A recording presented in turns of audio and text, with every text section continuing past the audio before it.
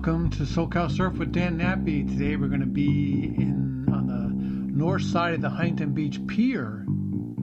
And before we do that, let's review the news report this morning, where they reported 3, not 2, not 1, 3 sharks now cruising up and down the coast between Corona Del Mar and now Sunset Beach. Was closed yesterday when they spotted 3 sharks outside the breakwater, and that's only a few days or a week after the girl got bit at Corona Del Mar. So, if you want to keep that on your mind when you're out there in the water, always something you should not think about, but they're definitely there. So sharks are around. So what do? If you're a surfer, you keep surfing. If you're a swimmer, you go find something else to do. I don't know. So 3 sharks in the water, but I didn't see anything. So that's good, but let's say they're there. But what happened today, the pelicans were dive bombing very close to us out there. They were catching fish. You can see when it goes into the water, it comes up and it holds its beak straight down, like pointing its nose down towards the water as the water drains out. And then after all the water drains out, then they lift their head up and kind of throw the fish back. And you can see the fish in their throat as it wiggles its way down. Quite fascinating to watch. And they were very close. One was probably 20 feet from where we were sitting. He dove into the water and caught a fish, came up, drained, and then swallowed it. It was just wow. And that was happening all around us. A lot of them were further out on different sides, but some were pretty close. And they land. That's a pretty big bird, and it lands in the water. It sounds like somebody jumped off the pier. So that was interesting. But we're here to talk about surf. And today was small, very small, but very glassy, no wind. Tide was way out. This is a minus tide, they call it. It's out further than usual.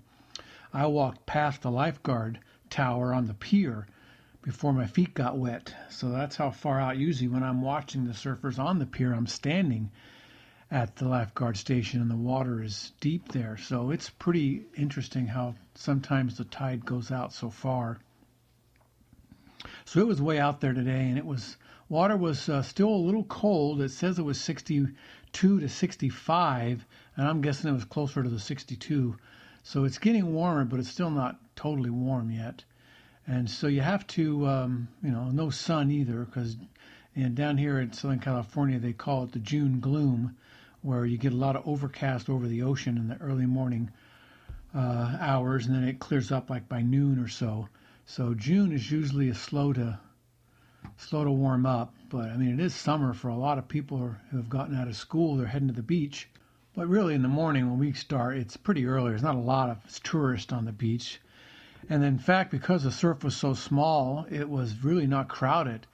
We met up with some people. There was just 3 of us and one other guy in the water for the first hour, which is very unusual for the pier. So we were able to chase waves, but there weren't that many. A lot of them were so small they wouldn't break. But then when the sets came in, you could just go for any wave you want because there was virtually nobody in the water. And so we were taking off left and right, and it wasn't very strong or threatening, so it was pretty easy, almost like a Newport type day. So we were catching left and right. I caught a nice left where the wave wasn't very strong, so you take off and you drop down to the bottom and do your bottom turn. And when you come up to the top, you can't turn real hard because if you do, you'll lose your speed and you'll fall right out the back of the wave. So when you come off that bottom turn, you come up, you kind of ease back into the wave.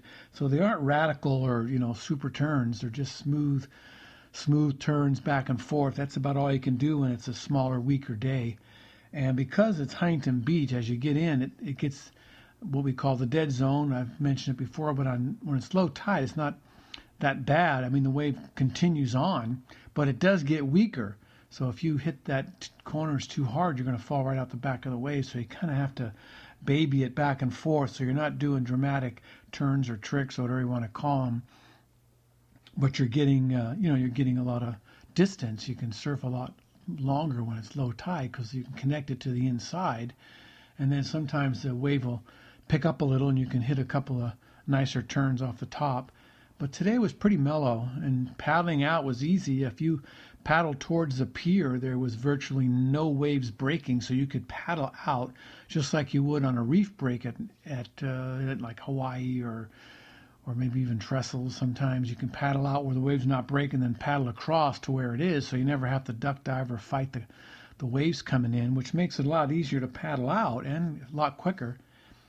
But it's you go to bed, of course, it's a lot mellower, not as strong, so you're not getting the speed and the tricks. So, and I got a nice right that kept up. I turned to my right, did a bottom turn, came off the top, real smooth, carefully, dropped down, and it held up again. So I kept going right, which is rare because it was a south swell, which means the lefts are going to be longer because the waves are coming in on the beach at an angle. And that's why that particular direction doesn't break at all at Newport Pier. It's pretty small and non-existent. But it was pretty small at Huntington Pier, but there were enough wave there to ride and not a lot of people. And then around, I'd say 8 o'clock, we got there at 6:15. From 6:15 to 7:15, there was virtually nobody in the water but us, one or two other people, and they weren't even that close. And then by 8 o'clock, you could just see them coming in one after the other. So I decided that was time for me to go. So I tried to catch a few in, and I got done right about 8:20 when I came in. I looked back out, and there was about 15 to 20 people where I was earlier. So it had increased in volume there pretty quickly after 8 o'clock. So summer's coming. In summer, you're going to see a lot more surfers in the water at the pier, but it does have to break first. It has to be big enough to break because a lot of people don't want to go when it's that small because you do a lot of paddling and not a lot of surfing.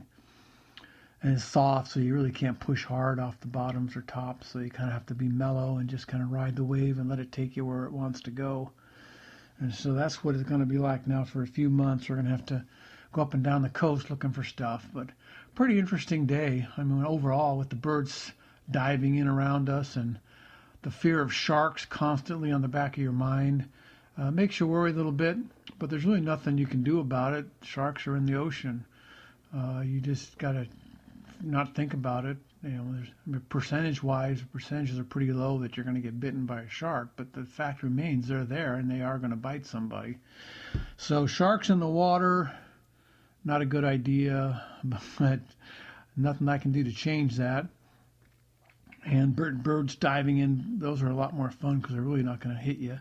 They're pretty precise in their diving. They can catch fish that are moving in the water, and they're diving from 30 to 40 feet above you straight down, and they catch fish with their mouth. It's fascinating to watch. So anyway, good day, fun day. Not real big surf, but a lot going on in the ocean. Low tide, super low tide. Summer's coming. Water's warming up. Looks good. Get out there, but don't go to the pier. It's too crowded. Go somewhere else. Thanks for listening. Bye.